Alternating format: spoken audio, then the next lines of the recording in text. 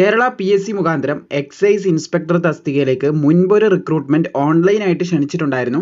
നമുക്കറിയാം ഇൻസ്പെക്ടർ തസ്തികയിലേക്കുള്ള യോഗ്യത ഡിഗ്രിയാണ്. പക്ഷേ നിങ്ങൾക്ക് 10ാം ക്ലാസ് +2 ഇതൊക്കെ വെച്ചിട്ടും അപേക്ഷിക്കാൻ സാധിക്കുന്നതാണ്. അതെങ്ങനെയാണ് സാധ്യമാകുക എന്നുള്ള സംശയം നിങ്ങളുടെ ഉള്ളിൽ ഉണ്ടാകുമെന്നറിയാം. അതാണ് നമ്മൾ ക്ലിയർ ചെയ്യാൻ പോകുന്നത്. ഇവിടെ നിങ്ങൾക്ക് കാണാൻ സാധിക്കും 544/2023 എക്സൈസ് ഇൻസ്പെക്ടർ ട്രെയിനി തസ്തികയാണ്. ഇവിടെ വിഷ്ണു എന്ന് പറഞ്ഞിട്ടുള്ള ഒരു ഉദ്യോഗാർത്ഥി ഇവിടെ അപേക്ഷ സമർപ്പിച്ചിട്ടുണ്ട്. പക്ഷേ അദ്ദേഹത്തിന്റെ ക്വാളിഫിക്കേഷൻ ഏരിയയിലേക്ക് വരുമ്പോൾ നിങ്ങൾക്ക് കാണാൻ സാധിക്കും SSLC ആണ് പറഞ്ഞിട്ടുള്ളത്. SSLC ആണ് അദ്ദേഹത്തിന്റെ യോഗ്യത വെച്ചിട്ടുള്ളത്. യോഗ്യത അതാണ്, SSLC ആണ്. അപ്പോൾ അത് വെച്ചിട്ട് ഷെഡ്യൂൾഡ് കാസ്റ്റിലുള്ള ഈ ഒരു സഹോദരൻ അപേക്ഷ സമർപ്പിച്ചിട്ടുണ്ട്. പ്രധാനമായിട്ടും അദ്ദേഹത്തിന്റെ സർനെയിമോ ബാക്കിയുള്ള കാസ്റ്റ് ഡീറ്റെയിൽസ് ഒന്നും കാണിച്ചിട്ടില്ല. എന്തായാലും അദ്ദേഹം ഇവിടെ അപേക്ഷ സമർപ്പിച്ചിട്ടുണ്ട്. അതെങ്ങനെയാണ് എന്നാണ് നമ്മൾ പ്രധാനമായിട്ടും ഈ ഒരു വീഡിയോ ഭാഗത്തിലൂടെ നോക്കാൻ പോകുന്നത്. കാരണം എക്സൈസ് ഇൻസ്പെക്ടർ തസ്തികയിലേക്ക് അപേക്ഷിക്കണമെന്നുണ്ടെങ്കിൽ തന്നെ ഗ്രാജുവേഷൻ മസ്റ്റ് ആണ്. പക്ഷെ എങ്ങനെയാണ് ഇവിടെ അപേക്ഷ സമർപ്പിച്ചിട്ടുള്ളത്, ബാക്കിയുള്ളവർക്ക് അപേക്ഷിക്കാൻ സാധിക്കുമോ എന്നുള്ള പ്രധാനപ്പെട്ട എല്ലാ വിവരങ്ങളും ഈ ഒരു വീഡിയോയിലൂടെ നോക്കാം. അപ്പോൾ യോഗ്യതയുള്ളവരിലേക്ക് മാക്സിമം ഷെയർ ചെയ്യാൻ മറക്കേണ്ട. ഒരു സ്പെഷ്യൽ റിക്രൂട്ട്മെന്റിന്റെ നോട്ടിഫിക്കേഷൻ മുൻപ് വന്ന കാര്യം നമ്മൾ അപ്ഡേറ്റ് ചെയ്തിട്ടുണ്ടായിരുന്നു. എക്സൈസ് ഡിപ്പാർട്ട്മെന്റിലേക്കായിരുന്നു എക്സൈസ് ഇൻസ്പെക്ടർ തസ്തികയിലേക്കുള്ള വിജ്ഞാപനം ക്ഷണിച്ചിട്ടുണ്ടായിരുന്നത്. 15/12/2023 ഗസറ്റഡിൽ ഈ തസ്തികയിലേക്ക് അപേക്ഷ സമർപ്പിക്കേണ്ട അവസാന തീയതി 17/1/2024 ആയിരുന്നു. അപ്പോൾ എങ്ങനെയാണ് ഇതിന് ലോ ക്വാളിഫിക്കേഷൻ ഉള്ളവർക്ക് അപേക്ഷിക്കാൻ പറ്റുക തുടങ്ങിയ കാര്യങ്ങളൊക്കെ നമുക്ക് മുന്നോട്ട് ചർച്ച ചെയ്യാം. ആദ്യം ഈ ഒരു പോസ്റ്റിനെ കുറിച്ച് ഡീറ്റെയിൽ ആയിട്ട് നമുക്കൊന്ന് മനസ്സിലാക്കാം. കാറ്റഗറി നമ്പർ 544/2023 ആണ്. ഈ ഒരു കാറ്റഗറി നമ്പറിലൂടെ യോഗ്യതയുള്ള ഉദ്യോഗാർത്ഥികൾക്ക് 1 ടൈം രജിസ്ട്രേഷൻ കംപ്ലീറ്റ് ചെയ്തവരാണെങ്കിൽ PSCന്റെ വെബ്സൈറ്റിൽ കയറി അപേക്ഷ സമർപ്പിക്കാം. എക്സൈസ് ഡിപ്പാർട്ട്മെന്റ് ആണ്. പോസ്റ്റ് നെയിം നോക്കുകയാണെങ്കിൽ എക്സൈസ് ഇൻസ്പെക്ടർ ട്രെയിനി എന്ന് പറഞ്ഞിട്ടുള്ള ഇൻസ്പെക്ടർ തസ്തികയാണെന്ന് പ്രത്യേകം ശ്രദ്ധിച്ചിരിക്കുക. പേ സ്കെയിൽ 92,200 രൂപ വരെയൊക്കെ ലഭിക്കാവുന്ന ശമ്പളം പറയുന്നുണ്ട്.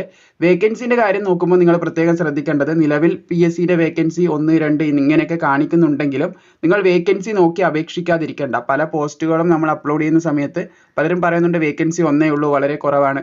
അപ്പോൾ അത് നിങ്ങൾ കാര്യമാക്കേണ്ട. വേക്കൻസീസ് കൂടുവാനുള്ള സാധ്യത വളരെ കൂടുതൽ തന്നെയാണ്. അപ്പോൾ റാങ്ക് ലിസ്റ്റിനെയൊക്കെ അടിസ്ഥാനമാക്കി ഒഴിവുകളൊക്കെ ആഡ് ചെയ്ത് ലാസ്റ്റ് വേക്കൻസി കൂടിയേക്കാം. അത് നമുക്ക് പറയാൻ സാധിക്കത്തില്ല. അതുകൊണ്ട് തീർച്ചയായിട്ടും അപേക്ഷിക്കാൻ താല്പര്യമുള്ള എല്ലാവരും അപേക്ഷിക്കുക. വേക്കൻസിയുടെ കാര്യത്തിലേക്ക് അധികം നിങ്ങൾ ഇൻവോൾവ്, അതായത് അധികം അതിലേക്ക് ശ്രദ്ധ കൊടുക്കേണ്ട. യോഗ്യതയുണ്ടെങ്കിൽ താല്പര്യമുണ്ടെങ്കിൽ തീർച്ചയായിട്ടും അപേക്ഷ സമർപ്പിക്കാനായിട്ട് ശ്രമിക്കുക. അപ്പോൾ SC ഉദ്യോഗാർത്ഥികൾക്ക് മാത്രമായിരുന്നു ഇതിന് അപേക്ഷിക്കാൻ സാധിക്കുന്നത്.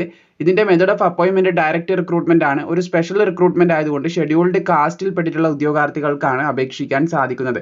പ്രായപരിധി 19 വയസ്സ് മുതൽ 36 വയസ്സ് വരെയാണ്.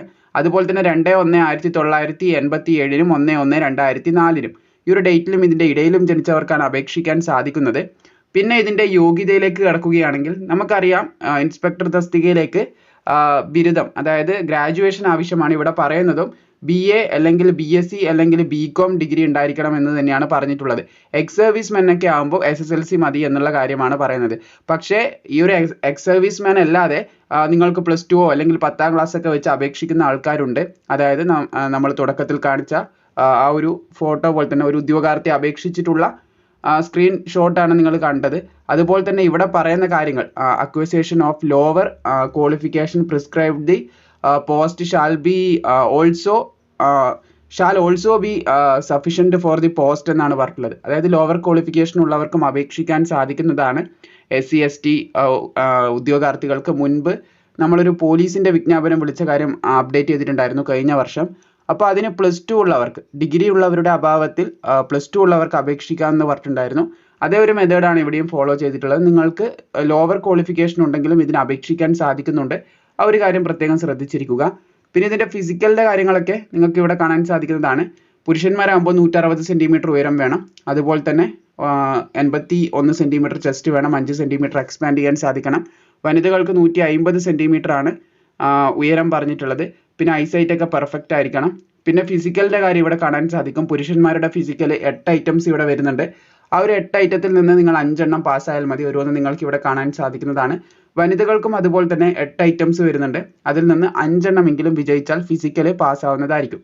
അപ്പോൾ ഇതിന് ലോവർ ക്വാളിഫിക്കേഷൻ ഉള്ളവർക്കും അപേക്ഷിക്കാൻ സാധിക്കുന്നുണ്ട്. താല്പര്യമുള്ളവർ അപേക്ഷിക്കാതിരിക്കേണ്ട.